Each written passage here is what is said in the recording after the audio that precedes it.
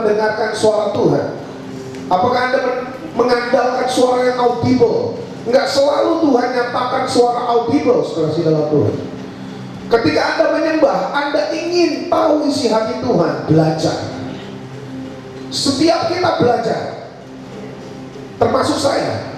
Sebelum saya menyampaikan isi hati Tuhan, saya harus pelajari apa yang saya sampaikan, supaya tidak daging, supaya tidak akal ini yang main, tapi hikmat yang Tuhan berikan.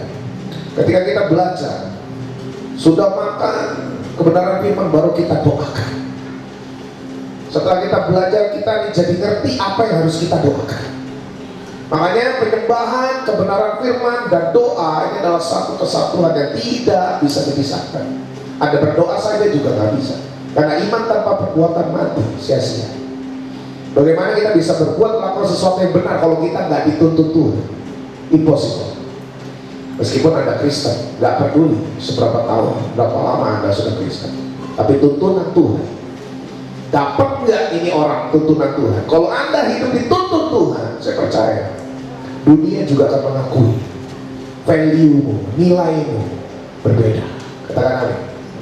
Hari ini kita melanjutkan materi pengajaran kita dari yang kemarin, dan ini akan bergulir kayaknya sepertinya sampai sesi 3 atau 4. Hari ini kita sudah masuk part 2, masih tentang menghadapi the spirit of Amalek. Karena ini adalah satu musuh yang, kalau kita tahunya itu kuasa gelap itu yang ya kayak yang nampak-nampak gitu ya, jelek-jelek. Tapi banyak anak-anak Tuhan melupakan bahwa ada satu spy atau penyusup yang setan punya dan tidak kalah mematikan daripada ilmu santet dan lain-lain. Namanya adalah the spirit of Amalek. Kita udah belajar kemarin bahwa Amalek itu adalah dweller in a valley, adalah penghuni lembah yang strateginya selalu menarik anak-anak Tuhan masuk ke dalam lembah. Semakin masuk sampai nggak tahu cara keluarnya gimana. Dan Amalek selalu punya target. Ketika seseorang mengatakan, Tuhan lebih baik aku mati saja, itu target Amalek. Selalu dia punya target. Dia akan membuat kita lemah, tak berdaya, putus asa, gak bisa berharap lagi sama Tuhan. Udahlah, gak usah ngomong Tuhan kalau sama saya. Menurut saya Tuhan itu gak ada. Banyak loh anak-anak Tuhan yang begitu, saudara-saudara Tuhan. Nah itu tugas gereja-gerejanya ini. Tugas gereja itu bukan hanya menyajikan ibadah-ibadah yang menarik, saudara, ibadah-ibadah yang banyak artis diundang, no. Tapi gereja hadir untuk memperluas kerajaan Allah, katakan amin. Untuk membebaskan dan menarik kembali orang-orang yang sedang ditarik oleh Amalek. Orang-orang yang berada di lembah, tariknya dalam nama Tuhan Yesus. Ikatan dipatahkan, kutuk dihancurkan. Gereja hadir membawa kebenaran, katakan amin. Siapa gerejanya? Kita. Bukan cuma gedung gereja, kita baik Allah. This is the temple of Holy Spirit. Ini baik Allah yang sejati. Belajar menghadapi spirit Amalek supaya Anda punya strategi ketika menghadapi setan. Setan itu pintar sekali, cerdik, tapi tidak pernah tulus. Sedangkan Tuhan mengajari kita dua sisi, cerdik dan tulus. Tapi kalau setan cerdik tapi jahat. Anak-anak Tuhan tulus boleh, tapi harus cerdik. Amin. Cerdik itu cermat, wise, bijak. Gak cuma pintar secara akademis, tapi bijak. Klik. Oke, kita buka dulu kitab Keluaran pasal 17. Dimulai dari ayat 8 sampai 16. Kita akan belajar acuannya. Ini seperti sekali lagi saya tekankan, saya tidak pernah mengajari jemaat-jemaat Tuhan atau hamba-hamba Tuhan hanya berdasarkan opini, mimpi, dan lain sebagainya. Dasar-dasar yang tidak jelas, dan menurut saya dan yang saya yakini adalah Alkitab yang paling konkret, katakan amin. Dan itu menjadi dasar dari setiap pengajaran yang gereja ini berikan. Mari kita semua belajar. Keluaran 17 sekali lagi ayat 8 sampai ke 16. Perempuan terlebih dahulu, laki-laki 9. Kita selesaikan bersama-sama di ayat 16. 1, 2, 3. Sorry, perikopnya dibaca ya, saudara dalam Tuhan. 1, 2, 3. Yes. 9, 1, 2, 3. Musa berkata kepada Yosua, pilihlah orang bagi kita, lalu keluarlah berperang melawan orang Amalek. Besok aku akan berdiri di puncak bukit itu dengan memegang tongkat Allah di tanganku.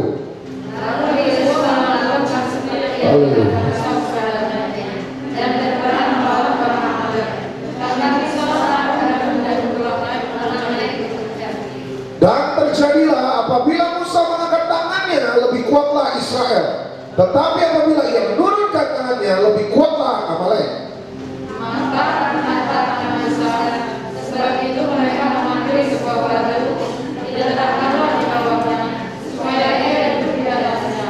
Harun dan Hur menolak kedua belah tangannya, seorang di sisi yang satu, seorang di sisi yang lain, sehingga tangannya tidak bergerak sampai matahari terbenam.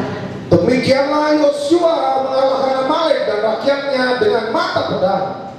Kemudian berfirmanlah Allah kepada Musa, tuliskanlah semuanya hingga berjadwal kitab sebagai tanda peringatan, dan ingatlah kepada Yosua bahwa aku akan mengangkat sama sekali binasa kepada Amalek dari kolom langit.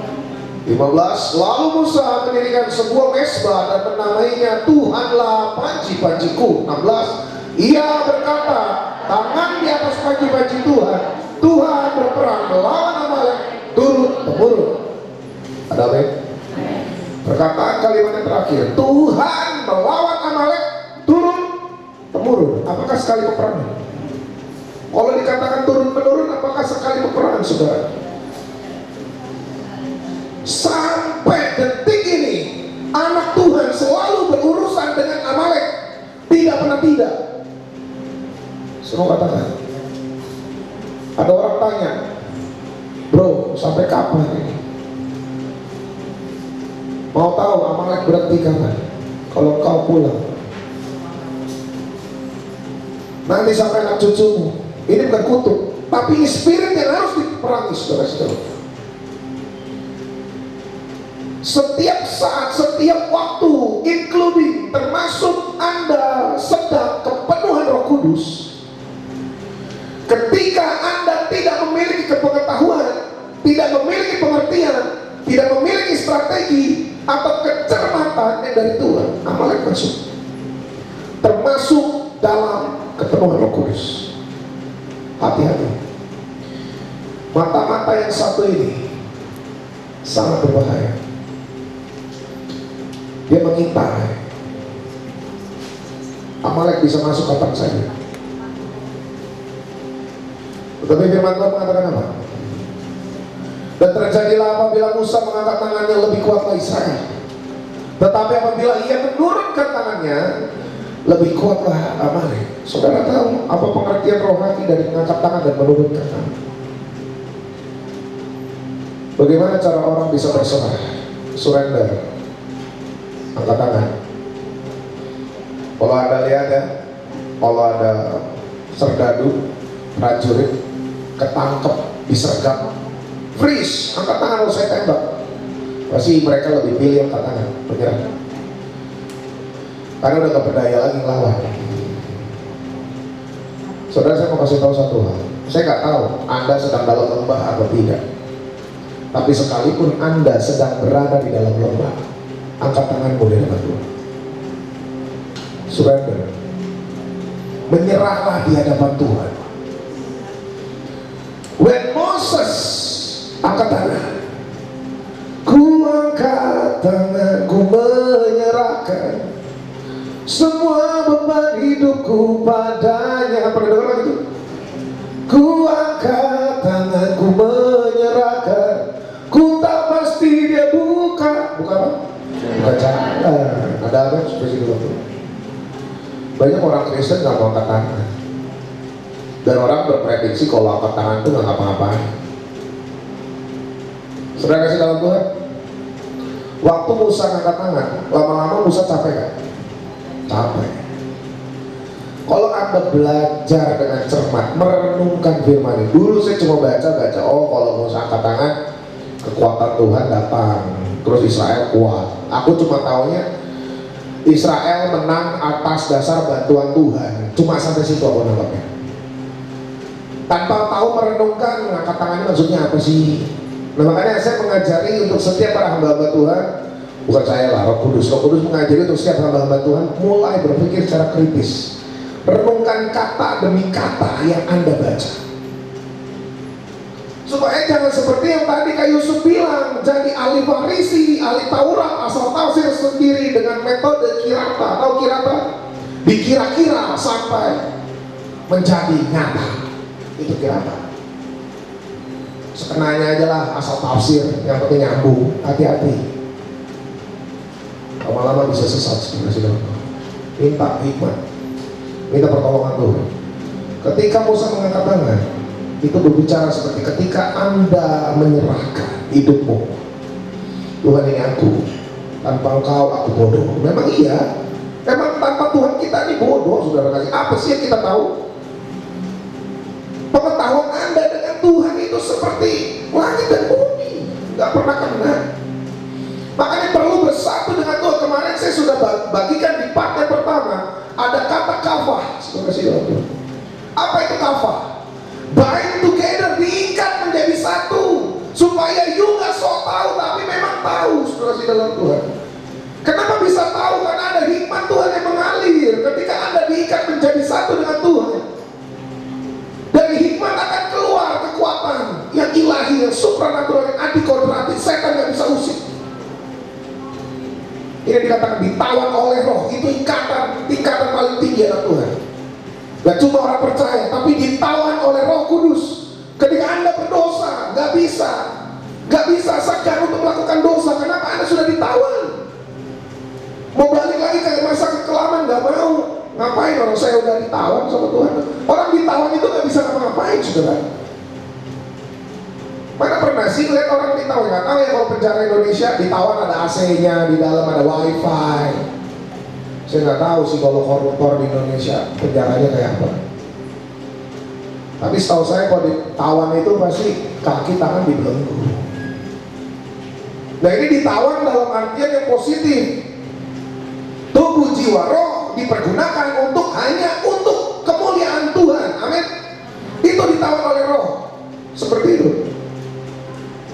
Jadi ketika Anda mengangkat tangan di hadapan Tuhan, Amalek gentar karena Anda tidak menghadapi Amalek dengan kekuatan Anda sendiri, tetapi kekuatan yang datang dari Tuhan. Seperti auman singa yang mengamuk. This is the lion generation. Kita generasi penuntas. Ini masa-masa yang sangat dan paling terakhir. Ya, nggak tahu lagi. Belum tentu kan Tuhan datang 5 tahun lagi. Urusan Tuhan. Tugasmu persiapkan diri, persiapkan jalan bagi Tuhan. Amin ya saudara. Amin. Harus tangkap. Nah ini kita harus paham, harus kritis. Oh angkat tangannya hari ini. Nah ketika Musa turun tangan, kenapa Amalek menjadi semakin kuat, saudara kasih dalam Tuhan? Why? Harusnya kan kalau memang pertempuran ada di tangan Tuhan, mau Musa angkat tangan, mau Musa turun tangan, yang penting tahunya menang aja, kan begitu, saudara-saudara. Kalau memang Tuhan mau 100% kemenangan di tangan dia, kenapa kalau Musa turun tangan harus Amalek menjadi lebih kuat dari Israel? Kenapa? Katanya Tuhan menyertai. Waktu turun tangan itu berbicara tentang ketika kedaginganmu bermain, Amalek masuk lagi, menyusup lagi. Ketika Anda melayani Tuhan, Anda dapatkan pujian. Dan ketika Anda mengiyakan pujian itu, Amalek masuk. Oh pastor, khotbahmu luar biasa, aku diberkati, paradigmaku dibukakan. Oh iya, memang saya belajar gini-gini. Padahal ini semua tentang Tuhan, saudara. Begitu ada pujian yang masuk, kamu hebat, kamu hebat. Oh, saya memang hebat. Mulutmu nggak ngomong, Hatimu yang bicara. Yang Tuhan lihat itu bukan apa yang kelihatan di depan mata, tapi kalau mata Tuhan melihat like an FG itu mata pedang yang tajam. Hatimu juga Tuhan kelihatan, mana yang tulus, mana yang enggak, mana yang kesini nyari Tuhan, mana yang ikut-ikutan, kelihatan semua, saudara. Sorry kalau pedes-pedes, tapi ini kebenaran. Maafkan saya kalau saya penyakiti Anda, tapi bersyukurlah ketika Anda masih merasa tersinggung, berarti kedaginganmu terkoyakkan. Ketika Tuhan melihat Musa turun tangan, Amalek menjadi semakin kuat. Pengertian rohaninya adalah ketika Anda mulai menggunakan kemampuanmu, sudah tidak lagi menyerah di hadapan Tuhan. Mulai gunakan cara-caramu, apa yang kamu tahu. Udah nggak mau lagi betul-betul 100% bergantung sama Tuhan. Mulai punya pengharapan-pengharapan lain selain Tuhan. Wah, kan bisa utang. Wah, kan bisa nih, minjem ke si ini, minjem ke si itu. Kalau saya setahu saya, Tuhan kalau bekerja tuh nggak pakai ninggalin utang, saudara. Banyak lah. Ini nggak cuma bicara masalah utang piutang, bukan. Banyak. Tapi saya pakai ilustrasi itu karena itu yang paling mudah Anda mengerti. Saya harap kita semua paham. Ketika Musa turun tangan, Amalek semakin kuat. Harus renungkan, pikirkan. Kenapa ketika Musa turun tangan, kenapa Amalek semakin kuat? Karena ketika turun tangan itu tandanya sudah tidak lagi menyerahkan semuanya ke hadapan Tuhan. Ya tapi kan capek. Nah di sini kita belajar. Dari mana si Harun dan Hur dapat hikmat untuk memegang tangan Musa dan ngasih Musa tempat duduk? Apa dari Tuhan? Saya tidak membaca Tuhan berkata kepada Harun dan Hur suruh pegang tangan Musa. Ada nggak di sini? Coba cari. Setahu saya sih nggak ada. Saudara, itulah yang dikatakan dengan hikmat. Ketika Anda hidup di dalam pengurapan, Anda akan diberikan hikmat, bukan kemudahan, hikmat.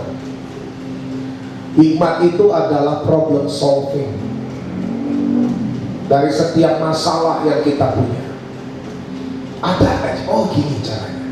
Musa capek, oh Harun dan Hur nangkep, pintar gitu loh, cerdas, karena dalam pengurapan Tuhan. Janji Tuhan udah diturunkan nih bahwa Israel akan menang. Tapi syaratnya cuma satu, kamu naik ke bukit, angkat tanganmu dengan tongkatmu. Bukan berarti tongkatnya yang sakti, bukan. Aku rasa emang itu cara Tuhan. Memang Tuhan maunya begitu. Terus kan kalau tipikal orang Kristen yang banyak komplain kayak sekarang nih, pasti kan komplain, Tuhan kenapa? Emang tanganku gak capek gini terus? Komplain, Tuhan kenapa? Tuhan kenapa? Kairos Tuhan lagi turun nih. Dan Tuhan bilang setiap Sabtu kamu menyembah Tuhan, jangan pandang jam, gak tahu berapa jam menyembah Tuhan. Duh Tuhan, tapi kan ada urusan. Tapi kan Tuhan, tapi kan gak digamparin sama Tuhan, udah puji Tuhan. Nih mau terima pengurapan, tapi gak mau bayar harga, susah. Ini pikirin saudara, pikirin. Itu gak semerta-merta Israel menang gitu aja, enggak, tetap perang. Cuma kalau Musa angkat tangan, Israel lebih kuat. Kalau Musa turun tangan, Israel kalah sama Amalek. Udah gitu aja. Tetap perang, tetap ada usaha, tetap berjuang, tetap ada effort gitu loh. Jarang lah yang Tuhan kasih tiba-tiba. Tuhan nggak memperlakukan diri seperti orang bodoh terus gitu, seperti anak kecil terus, enggak. Awal-awal mungkin ya, awal-awal pertobatan kita, tapi semakin dewasa dalam itu kita harus semakin menyelami loh, semakin ngerti saudara-saudara. Pikirkan itu. Jadi kadang-kadang ini peperangan itu membuat kita lelah. Lelah untuk berdoa, aduh kapan sih dijawab Tuhan? Karena begitu Musa angkat tangan terus, apakah langsung peperangannya selesai? Belum. Cuma Israel lebih kuat, itu aja. Tapi kan belum langsung selesai. Apakah waktu Musa katakan dibaca nih, baca ya firman Tuhan. Begitu katakan, oh udah langsung menang. Easy banget. Terus apa, mau dapat pelajaran perenungan apa? Tuhan mau kita belajar sesuatu.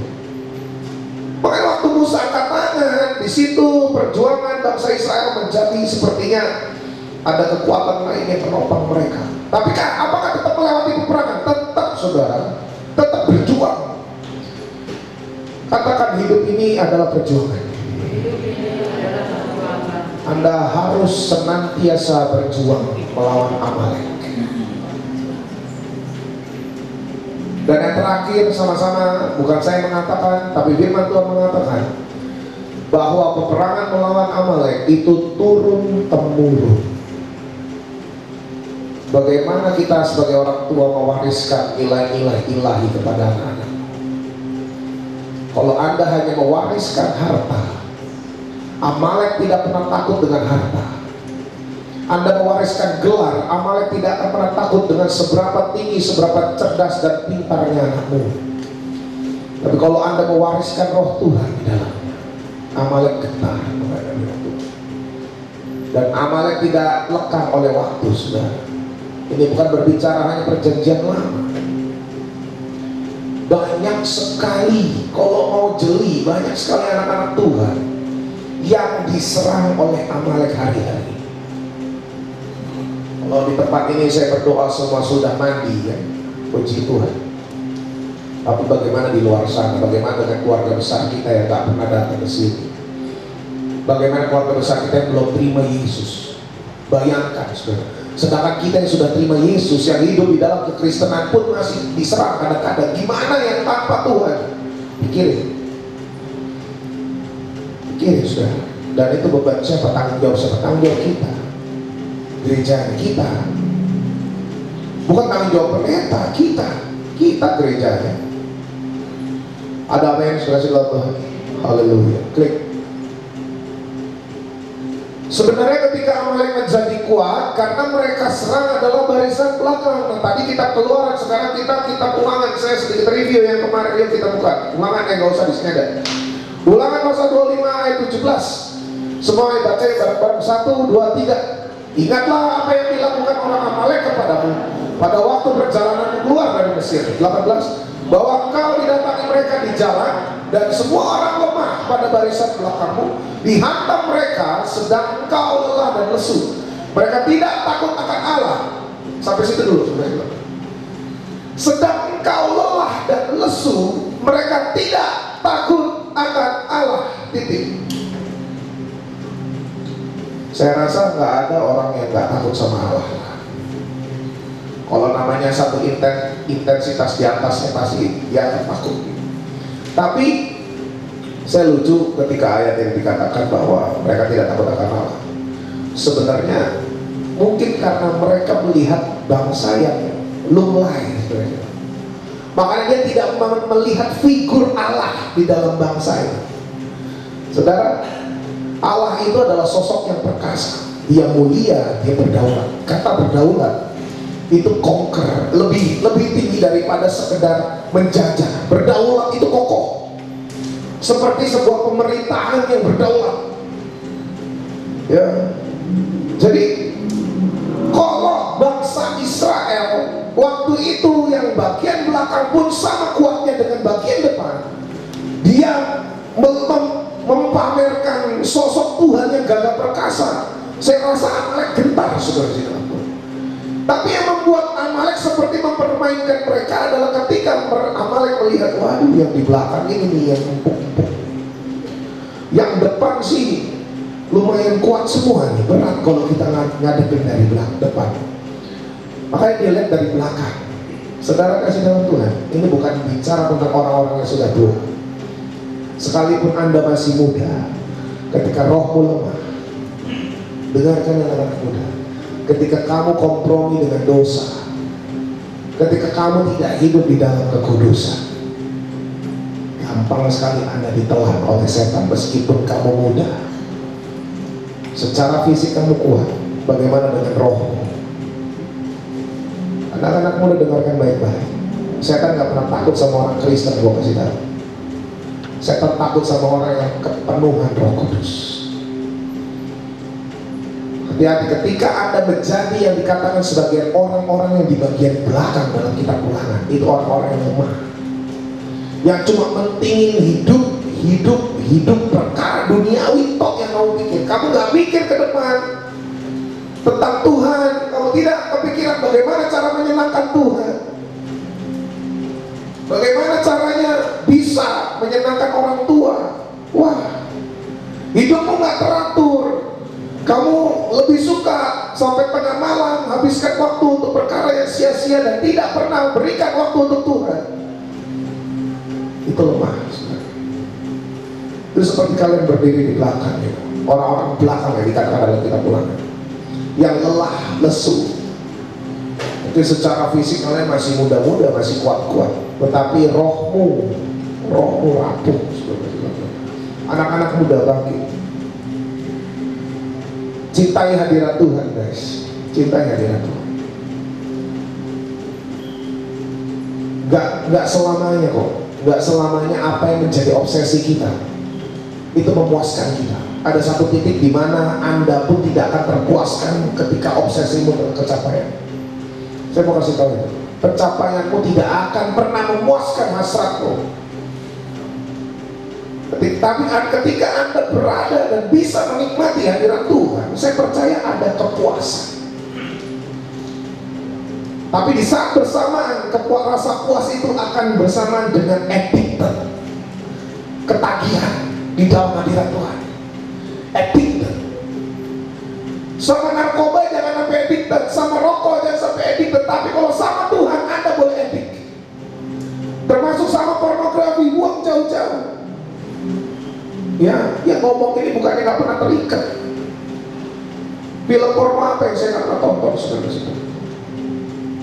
Saya ngomong di mimbar, saya tahu ngomong terikat. Mau lepas nggak bisa. Tengking makin jadi, bayangan jorok makin jadi. Tapi apa yang bisa bikin lepas? Ketika Anda jatuh cinta sama Tuhan. Kalau nggak ngalamin jatuh cinta, berarti Anda cinta sama dunia. Udah itu doang, pilihannya cuma dua.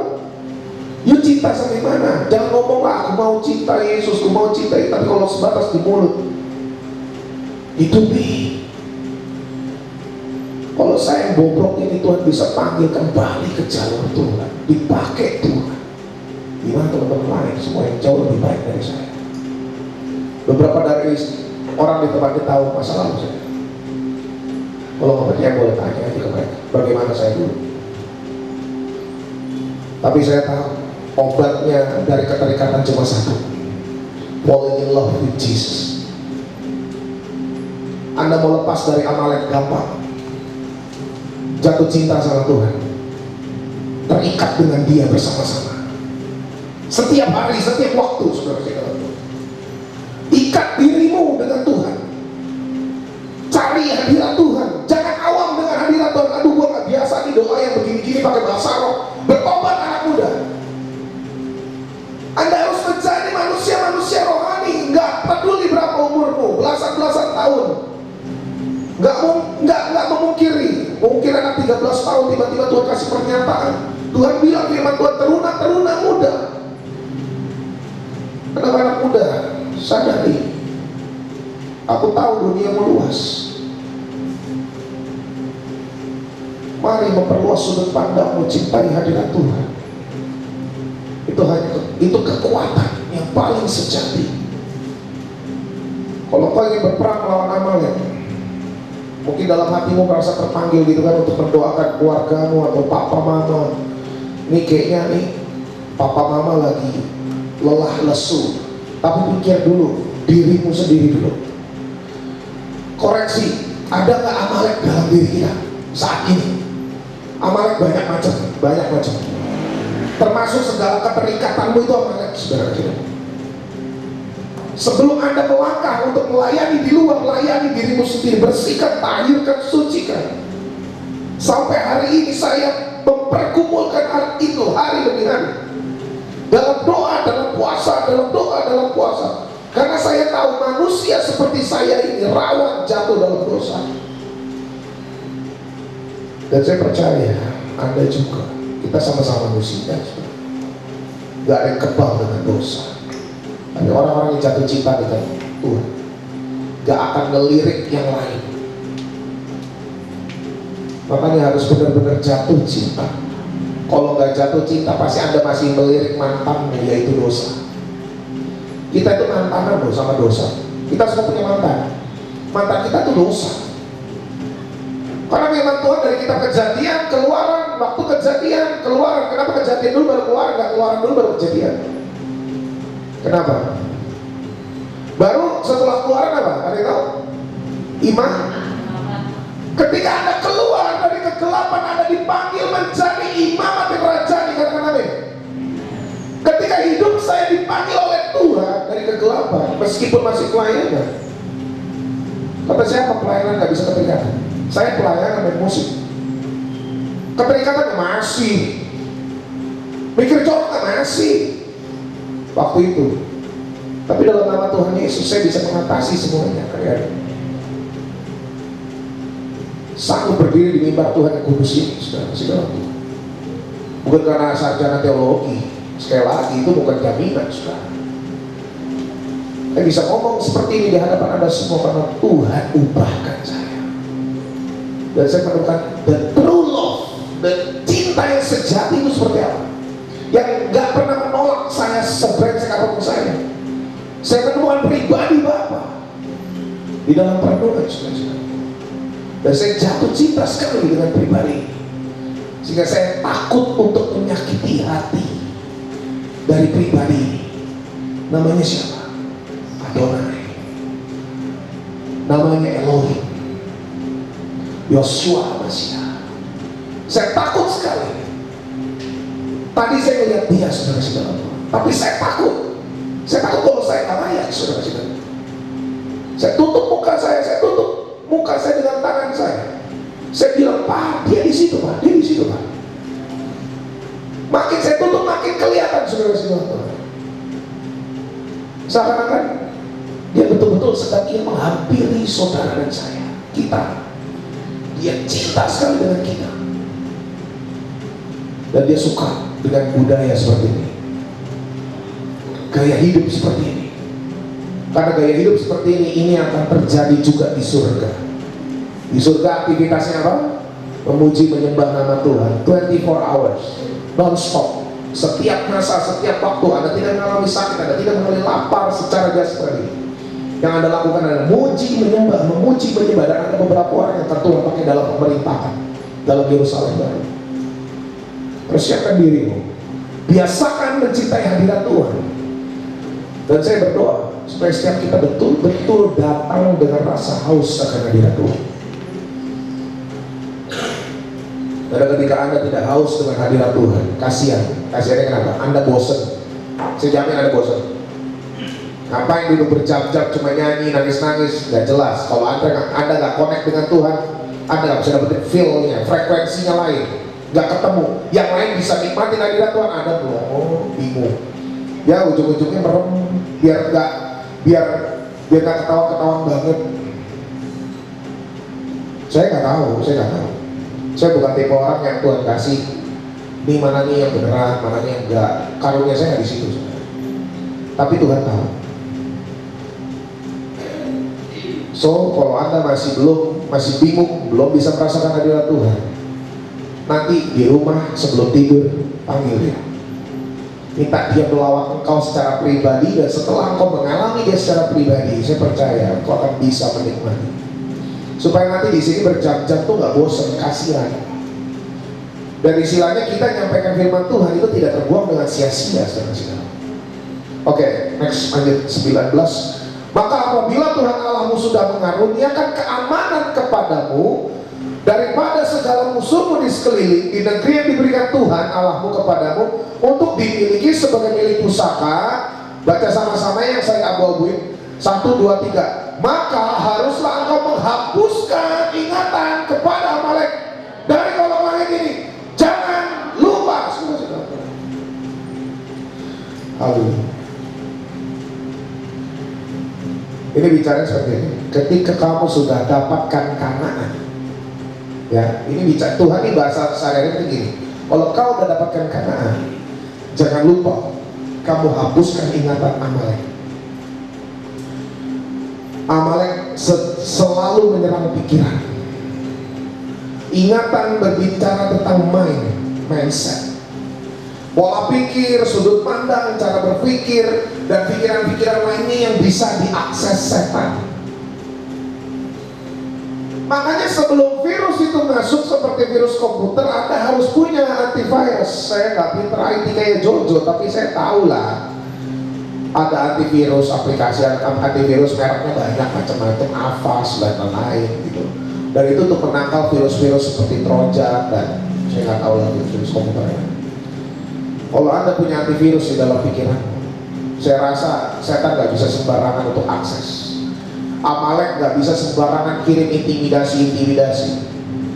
Kadang-kadang orang yang takut atau fobia itu datangnya dari pikiran. Bukan kadang-kadang sih, mungkin selalu. Dulu saya fobia banget sama kecoa. Ya, dan puji Tuhan sampai hari ini saya pernah ngetes. Terakhir bulan lalu kalau nggak salah. Biasa lagi di toilet ada kecoa, biasanya pasti saya lari. Tapi ini bisa-bisanya ya kayak biasa aja gitu, dan benar-benar gak timbul rasa takut. Cuma kok ada gituan, kaget gitu loh. Dan lucunya bisa saya ambil sendal, hajar sendiri. Biasanya lari loh saudara, badan segede ini ngeliat kecoa kabur, bingung. Ada kecoanya juga mungkin jiper juga terus saya. Tapi karena saya kabur duluan ya jadi menang lah, kan begitu saudara. Seringkali lawan setan begitu. Kita gak takut sebenarnya sama setan, cuma fobia. Setan. Padahal setannya juga jiper sebenarnya ketemu kita anak Tuhan. Tapi kita aja lari duluan masalahnya. Makanya mindset harus kuat, pikiran harus kuat. Kalahkan musuh terbesar dalam hidupmu, yaitu apa? Yourself, diri kita sendiri. Amin. Ini diri kita kadang-kadang kurang ajar. Makanya kita harus bisa tundukin, taklukin diri kita sendiri. Hai laki-laki para imam, meskipun kalian belum nikah, kalau kalian gak bisa ngurus dirimu sendiri, kalau kalian gak bisa menundukkan dirimu sendiri, gimana caranya kamu bisa menjadi laki-laki bertanggung jawab, handle satu keluarga, punya anak, kalau diri sendiri gak bisa ditundukin? Makanya laki-laki ini harus terbiasa menang atas Amalek sebagai latihan yang belum pada nikah, latihan perang. Jadi nanti begitu ketemu peperangan di dalam pernikahan, Anda harus banyak macam-macam. Pernikahan itu banyak banget pengalamannya. Sudah terbiasa menang, mengalahkan diri sendiri itu udah biasa lah. Jadi punya self control lebih. Waktunya kita mau marah sama istri, rem, jaga mulut, kunci mulut, jangan lakuin sesuatu yang bodoh. Contoh, ajar-ajar tembok sampai tangan patah itu. Betul, ada orang juga punya hobi kalau stres bentur-benturin kepala tembok. Biar apa? Biar lega. Ini banyak. Itu Amalek saudara-saudara. Itu salah satu. Banyak sekali Amalek itu luas. Jenis-jenis Amalek itu banyak. Tapi intinya dia punya target itu satu. Pertama, dia bikin kita lemah. Digrogoti kayak COVID. Makan imun. Makin dia makan, dia makin kuat. Imun rohani lu makin lemah, dia makin kuat. Kamu semakin turun tangan, gak pernah angkat tangan di hadapan Tuhan, makin kuat. Obatnya apa? Angkat tangan di hadapan Tuhan, berserah, cintai hadirat Tuhan, berendam, mandi. Saya suka dengan kata-kata berendam, soaking. Soaking itu ngerendam seperti Esther, ngerendam dirinya. Padahal firman Tuhan mengatakan Esther itu udah cantik loh saudara kasih Tuhan. Sebelum dia apa-apain udah cantik memang. Tapi secantik-cantiknya Esther itu masih belum layak di hadapan raja. Dia harus berendam. Jangan berpikir, oh saya udah Kristen, papa mama saya cinta Tuhan. Kurang apa Tuhan? Hidup saya harmonis, saya bukan broken home. Kata siapa? Itu bukan jaminan kau layak di hadapan Tuhan. Tapi apa yang membuat Esther layak? 6 bulan direndam, 3 bulan dengan mur, 3 bulan dengan minyak kasai. Kasai itu narwastu. Kalau narwastu enak, tapi 3 bulan pertama dia harus merasakan perih, kepahitan, sakit, pakai mur. Dan itu airnya setengah mendidih, hampir mendidih. Berendam tidak hanya berendam, tetapi berendam di air panas dan ada minyak murnya. Wah, perih, saudara. Seperti kulit yang kena air belerang.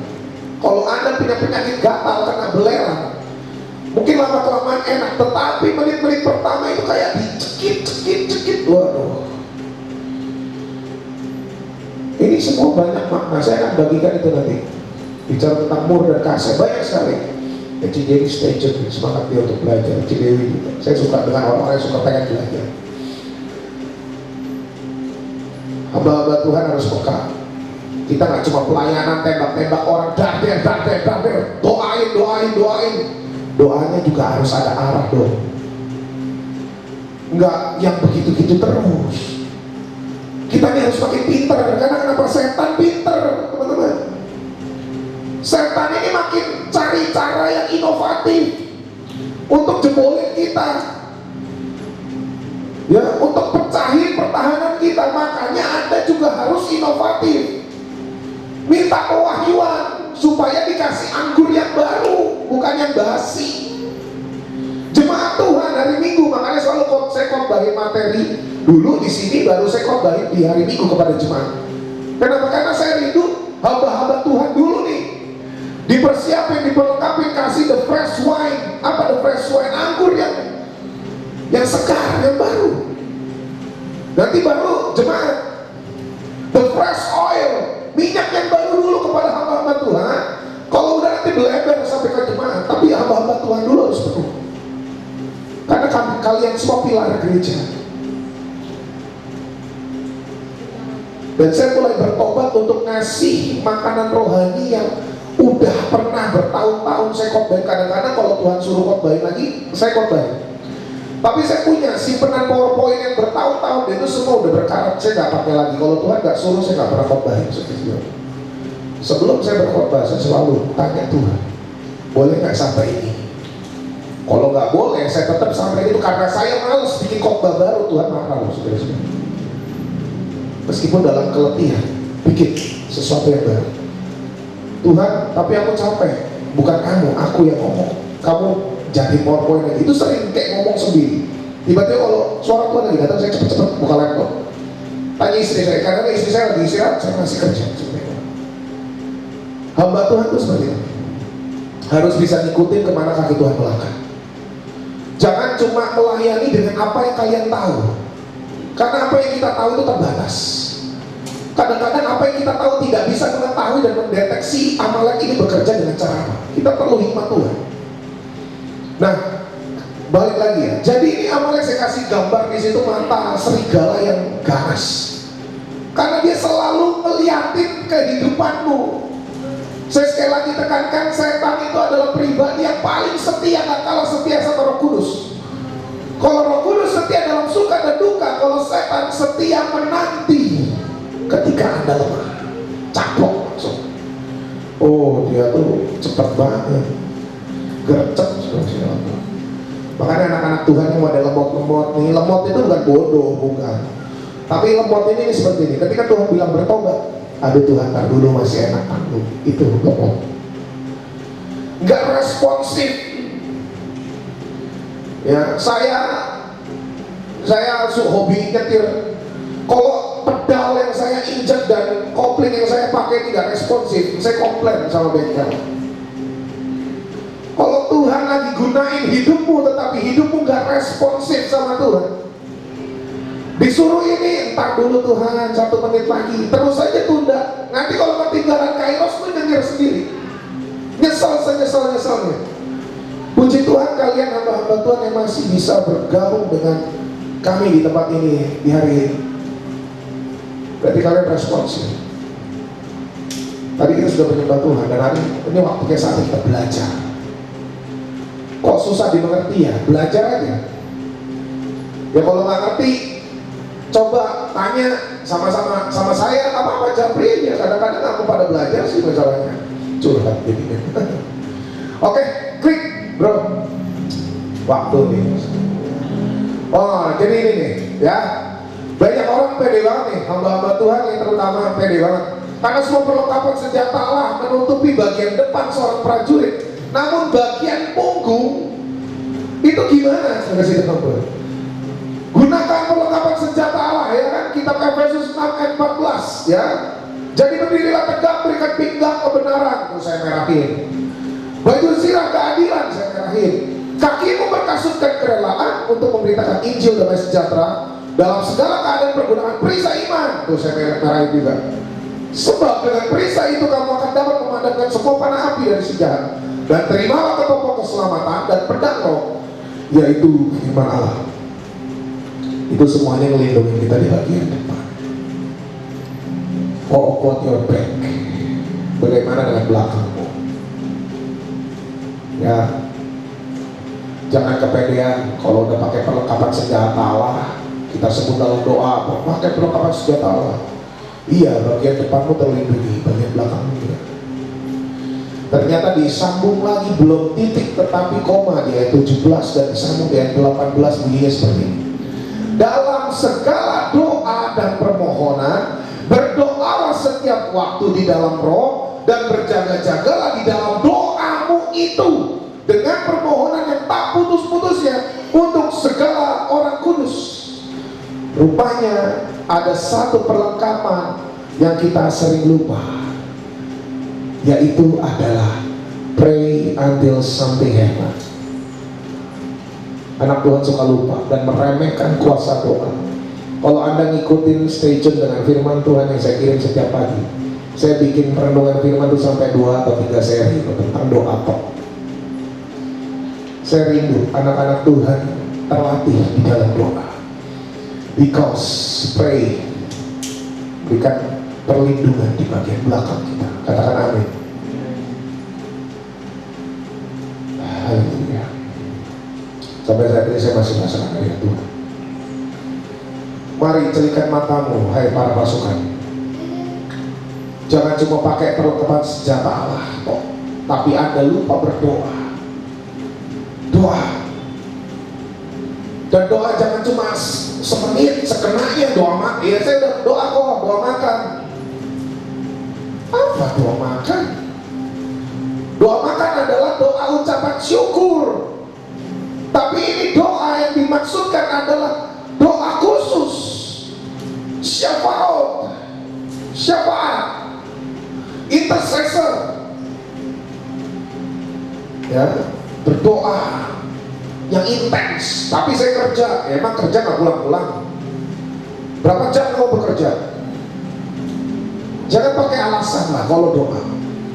Everywhere, anytime you can pray, saudara dalam doa. Ada satu hamba Tuhan, saya nggak perlu sebutkan namanya. Di kantornya dia menari-nari buat Tuhan. Dia kepenuhan Roh Kudus di kantornya, saudara dalam doa. Ada satu lagi yang lagi di motor, dia sambil teriak-teriak, jerit-jerit buat Tuhan. Dia menyembah Tuhan, dia berbahasa roh di motor. Saya nggak perlu sebutkan. Anytime, kapanpun, anywhere, dimanapun, you can pray. Pertanyaannya mau apa enggak? Udah itu aja. Sibuk kok.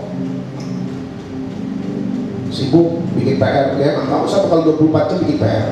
Ini kan semuanya how about your management skill. Itu bicara tentang bagaimana kemampuan kamu untuk mengatur waktumu, saudara. Jangan bilang-bilang saya sibuk, saya nggak punya waktu. Jangan sampai nanti ketika kamu berdoa, kamu sudah perlu sesuatu dan Tuhan bilang saya nggak ada waktu buat kamu. Sakit, saudara. Kalau bilang doa, aduh sibuk deh, nggak ada waktu deh doa. Saya respect, terus terang respect dengan orang-orang yang sibuk tapi hari ini mau datang. Banyak nih adik saya, ada Chandra, dia lagi ribet ngurusin pernikahan. Rumahnya juga jauh, tuh sama si Mega di Cengkareng, tapi dia masih mau datang. Armet juga lagi sibuk ngurusin pernikahan. Saya percaya sebelum dia minta sama Tuhan, orang-orang ini ketika mendahulukan Tuhan, Tuhan udah jawab kok apa pergumulan mereka. Percaya, amin ya kan? Tuhan pasti jawab. Kadang-kadang belum perlu diucap, Tuhan udah pasti sediain. Apa yang belum didengar oleh telinga, apa yang belum kita lihat oleh mata, apa yang belum timbul di dalam hatimu, Tuhan sediakan dalam nama Tuhan Yesus. Ketika kau berani utamakan Tuhan di atas segalanya. Oke, klik dengan cepat. Itu sekarang. Nah, satu-satu ya, satu-satu. Ini poin penting sudah kasih dalam Tuhan. Aduh, tapi tulisannya kecil. Jadi Amalek ini akan selalu berusaha menyeret seseorang ke dalam lembah kekalahan. Kalah, kalah, dan kalah. Jadi Anda akan punya pikiran, kenapa saya selalu gagal. Saya dihianati, saya disakiti orang-orang di sekeliling saya. Meskipun sayang sama saya, tapi saya tetap merasakan pengkhianatan. Kayak benda yang kecil dikasih mikroskop sama setan, dibesar-besarin. Tapi saya percaya kita semua sudah dilepaskan dalam nama Tuhan Yesus. Nah, tapi dengan tangan yang terangkat, maka Tuhan akan turun tangan, saudara. Ini dahsyat. Namun bila kita turun tangan, sudah pasti kita kalah. Karena di saat itulah Tuhan akan angkat tangan. Simple. Lu mau Tuhan turun tangan kan? Ya lu angkat tangan di hadapan Tuhan. Surrender. Kalau you turun tangan, ya Tuhan angkat tangan. Ya buat apa? Kamu udah melakukan dengan caramu sendiri. Dan Tuhan bilang, berarti it's your turn. Itu giliranmu. Akhirnya dia nggak ikut campur, dia tidak bertanggung jawab dengan hasilnya. Ya, saya udah ingatkan dengan hamba Tuhan beberapa hari sini. Belajar jujur. Ketika kau berani mendustai Tuhan, resiko ditanggung penumpang. Makanya biar kejadian demi kejadian dalam kehidupan ini biar membuat kita semakin memahami Tuhan itu seperti apa. Anda cukup angkat tangan. Angkat tangan bukan di dalam doa, kita angkat tangan dan kita nggak ngelakuin apa-apa. Kan firman Tuhan mengatakan, ketika Musa mengangkat tangan, bangsa Israel tetap perang. Tapi perang dengan cara Tuhan dalam nama Tuhan Yesus. Itu kunci kemenangannya di situ. Amin. Sudah kasih dalam Tuhan. Klik next point.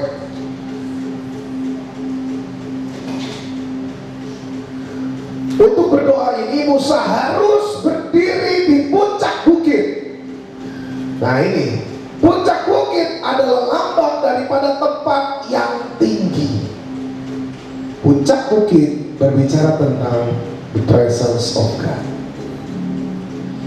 Musa berdoa kalau memang Tuhan nggak perlu syarat, kenapa harus naik ke puncak bukit? Kan di lembah juga bisa. Tapi Tuhan ternyata nggak mau Musa berdoa di lembah.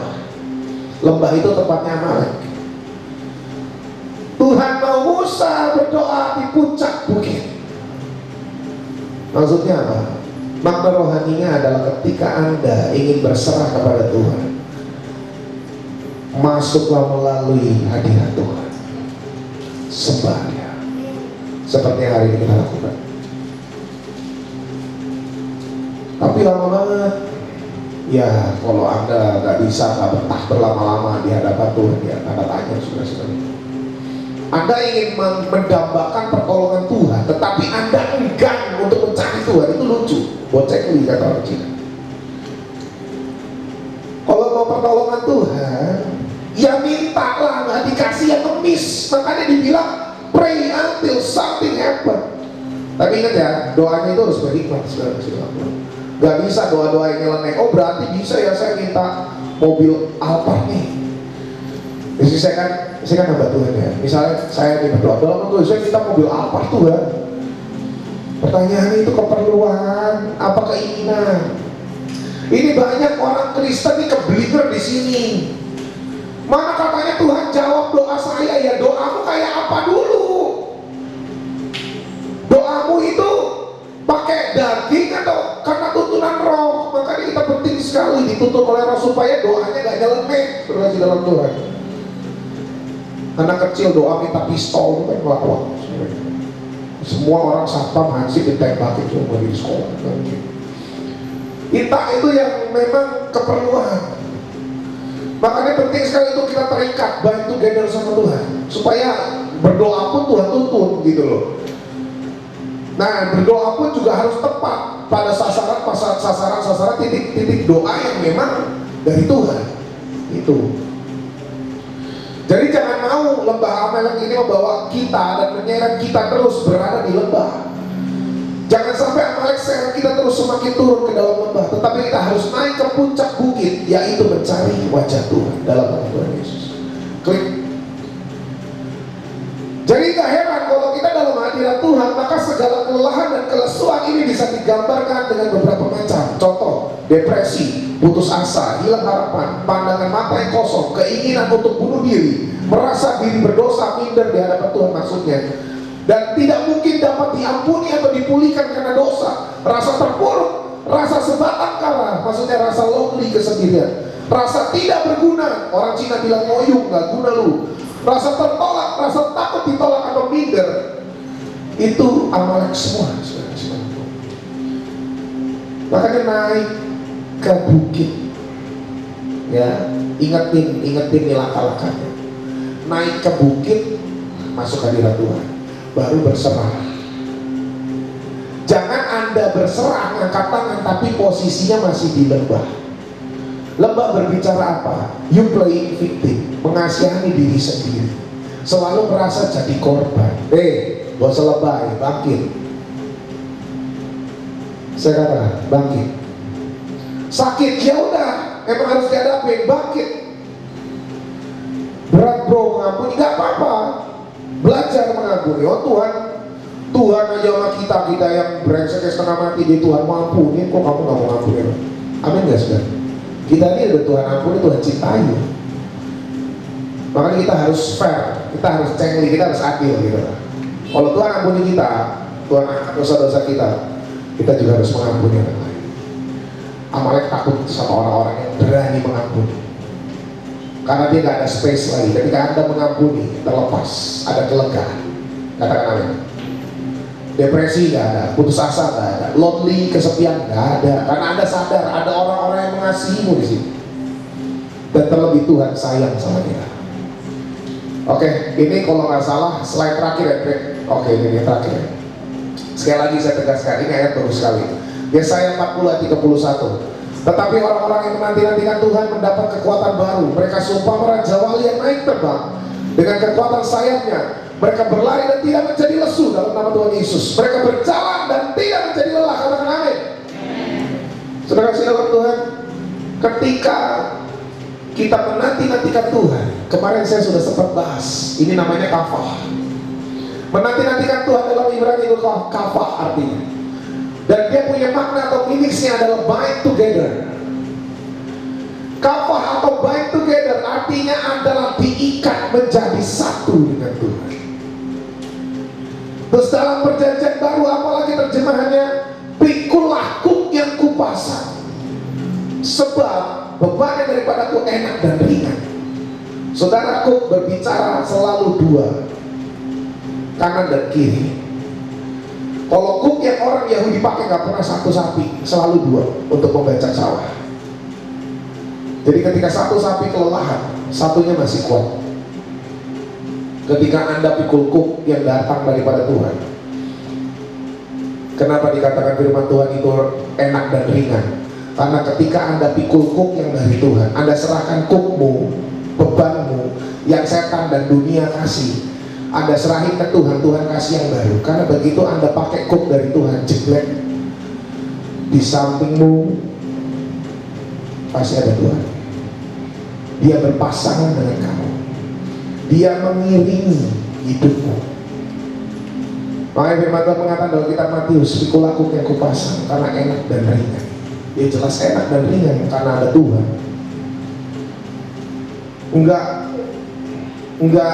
Enggak tahu kemana kita berjalan, kita nggak tahu akan ngalamin apa, tapi semuanya adalah tentang dengan siapa kita berjalan. Kalau sama yang raja segala, raja pencipta segalanya, kita berjalan bersama-sama bergandengan, sudah boro-boro Amalek. Mungkin Lucifer aja mau ambil kamu, nggak bisa, ada Tuhan. Ada amin. Kalau Anda ingin menang lawan Amalek, bersatu dengan Tuhan, bind together, cintai adalah Tuhan. Naik ke bukit, jangan stay di lembah, jangan meratapi nasibmu, don't play victim anymore. Tuhan kenapa saya diposisikan di keluarga seperti no, udah gak usah pikirin itu. Kita gak pernah bisa pilih di keluarga seperti apa kita dilahirkan, tetapi kita bisa menentukan seperti apa kita ketika kita meninggalkan dunia ini nanti. Ini realita, fakta. Tutup Alkitab, saya undang Bapak Gembala untuk Berdoa, sekarang kita akan tutup.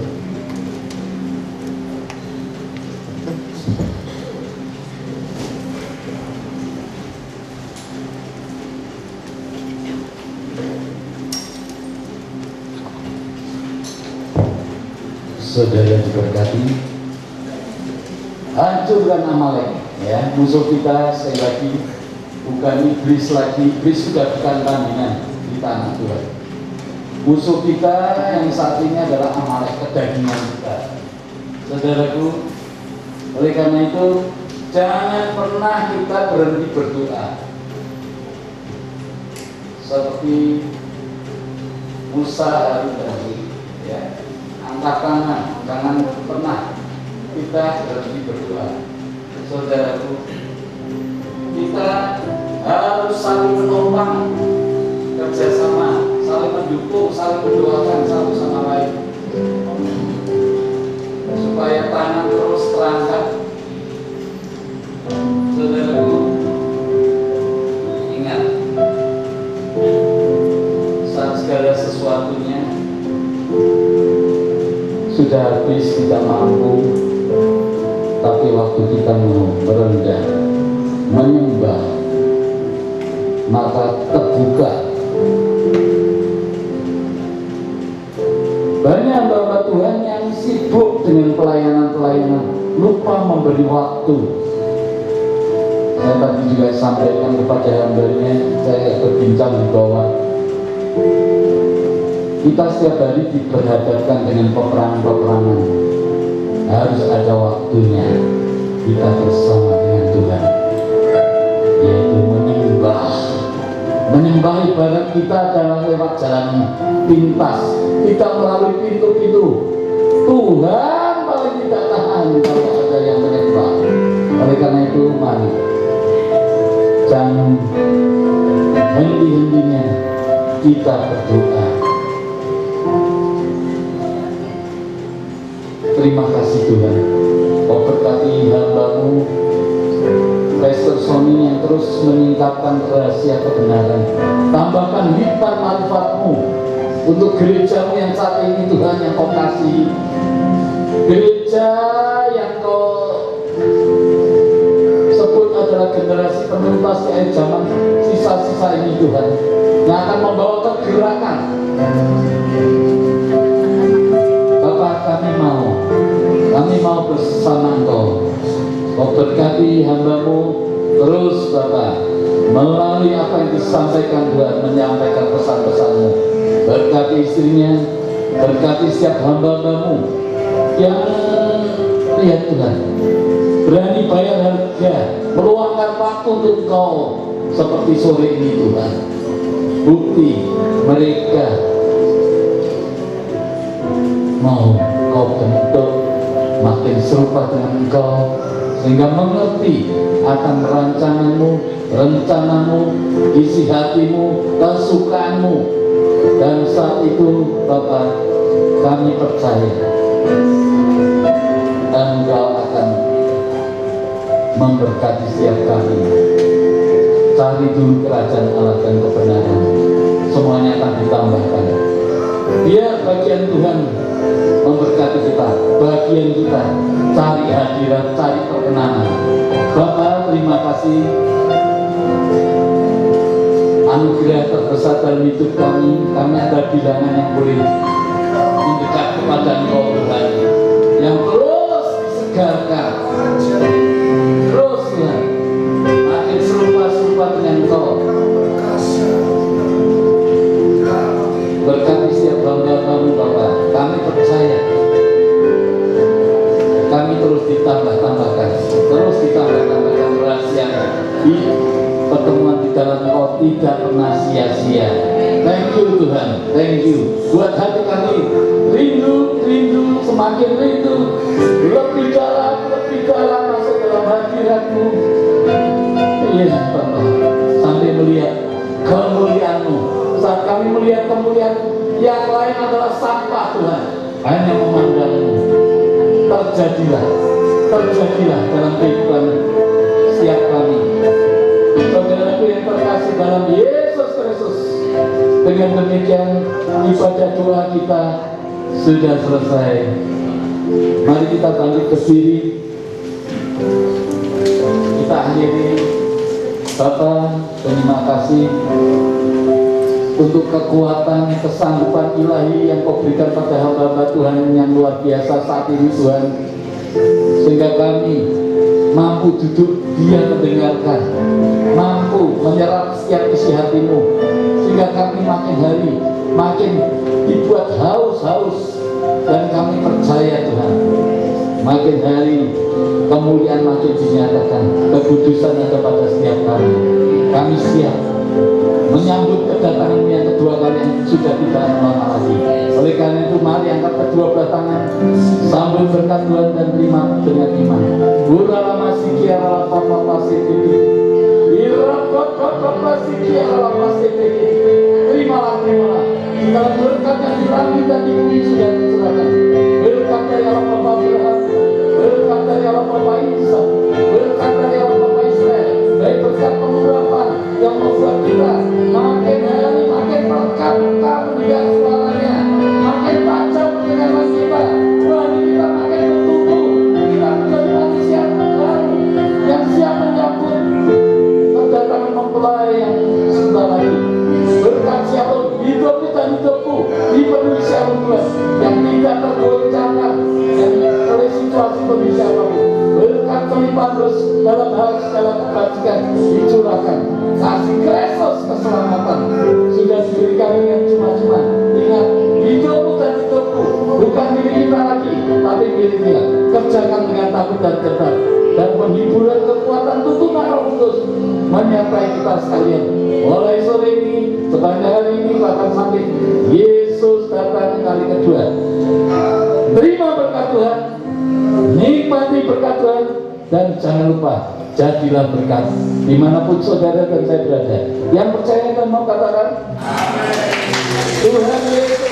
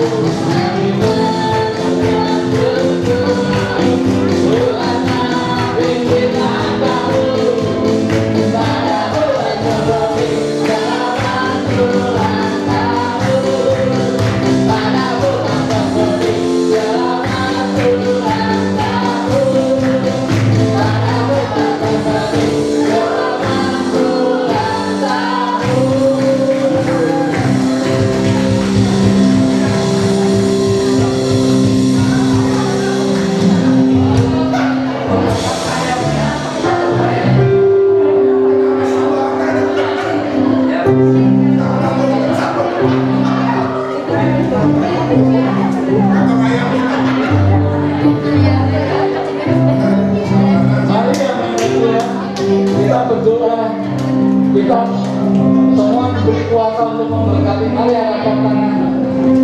Haleluya. Dan kita berdoa. Hadiratmu, hadiratmu, hadiratmu yang Bapa yang Yesus serta Roh Kudus. Kami sungguh berbahagia kalau di tengah-tengah kami, yaitu hambanya Pastor Sony yang usianya kau tambahkan 1 tahun, genap 31 tahun sampai tanggal 1 kemarin.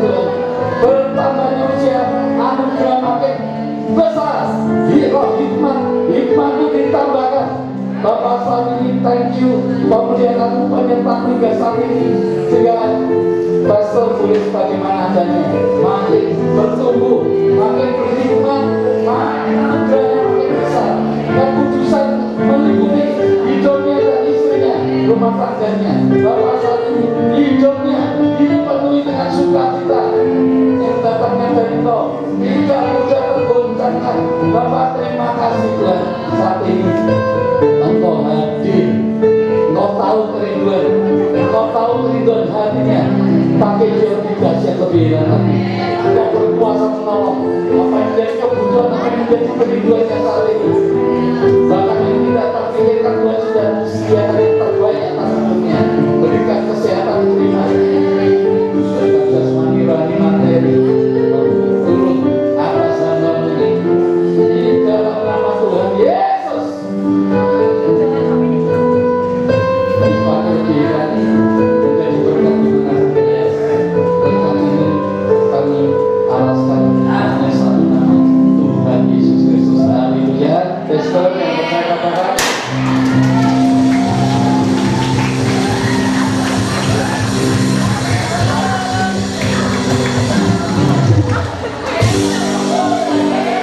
Amin.